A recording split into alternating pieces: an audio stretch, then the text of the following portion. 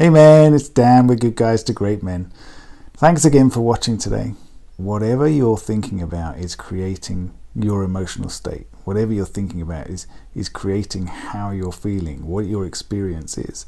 How we think about our situation, how we think about what's going on around us is causing how we feel about that to happen.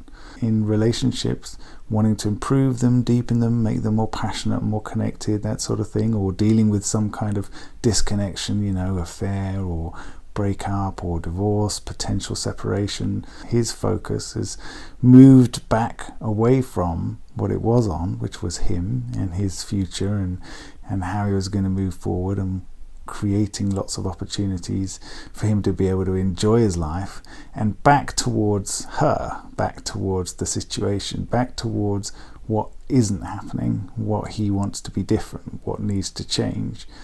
And of course, everything that I'm talking about there, the circumstance, the people, the definition of what's happening in the dynamic in the relationship, all that stuff is totally outside his control. Totally outside his control. And so when you're thinking about it,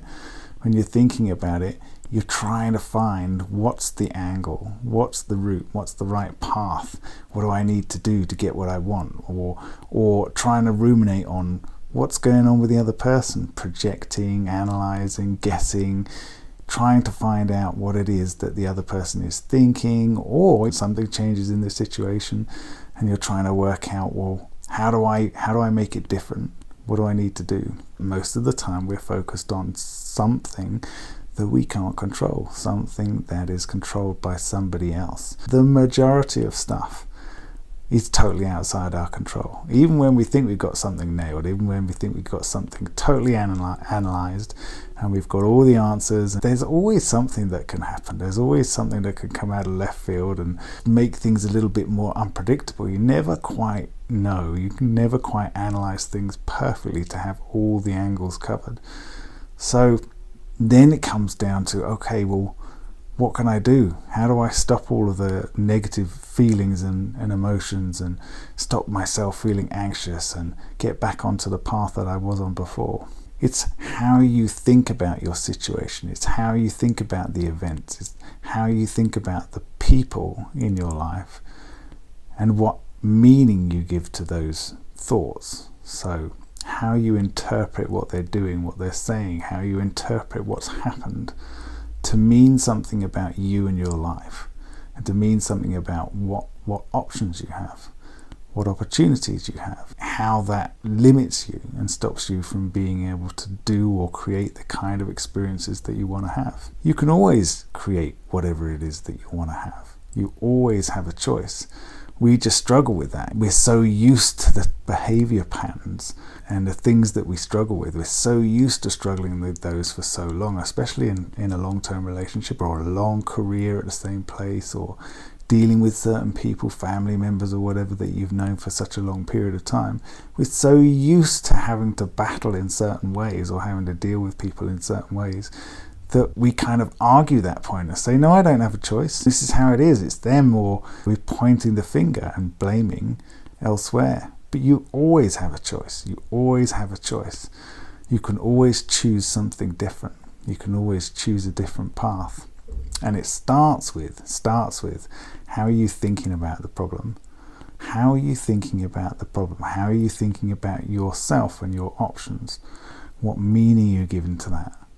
And then once you get clear on, okay, now I'm bringing my focus back to what I can do, what I actually have any control over, which is my decisions, my actions, any choices that I make.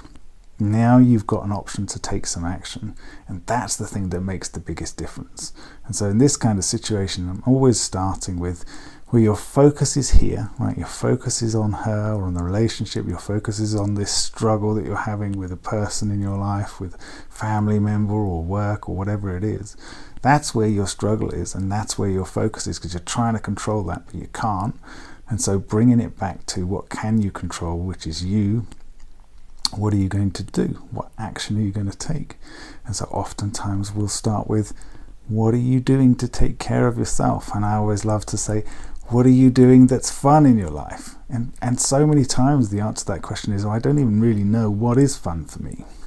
You know, I've been so focused on providing and being a good father and being a good husband and all the rest of that stuff that I've kind of let go of the stuff that was fun. Or maybe I've never even really known what my passion was, what I'm really interested in, what fulfills me and satisfies me. I just have always got that from the relationship, and now that's kind of changing. Okay, well, that's a place we can start then. That's the place to start. So that's when you start taking some action, start identifying some things that could be fun to do. And it can feel weird because you're taking time away from the family, you're taking time away from other people when you think, surely I should be working on that stuff more. If it's struggling, then I need to improve it. But in actual fact, it's the best possible thing that you can do. Being able to focus on yourself, the self-care piece, is what gets you into a position of being able to create completely different interactions with people, being able to bring a completely different version of you into those interactions, being able to feel more fulfilled and feel more satisfied and start having a little bit of a fascination with your life again. Start having a little bit of a feeling of enthusiasm and excitement. And this is what happens with the guys that we coach. We often speak to them at a point of crisis, but halfway through the process, we start hearing things like, I'm not so anxious anymore. I've even started to look forward to this. This process is taking me from worrying about stuff and into feeling excited about what options I've got in my future. So this is what we would love to help you with. This is what we love to do. Steve and I absolutely love finding out who you really are, finding out what it is you really, really enjoy in life, finding out what fulfills you, what excites you, and then being able to bring that out of you and bring that into all the areas of your life. And it's a fantastically fun process.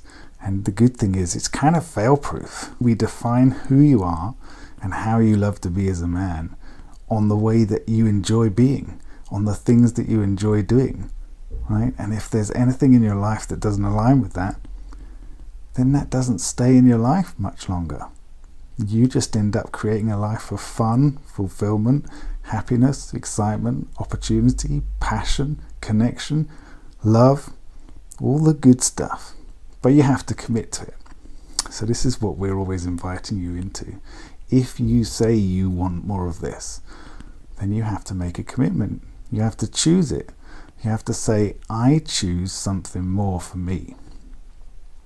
And if you do, this is exactly what we would love to help you with. Okay, take care, guys. Speak soon. Bye.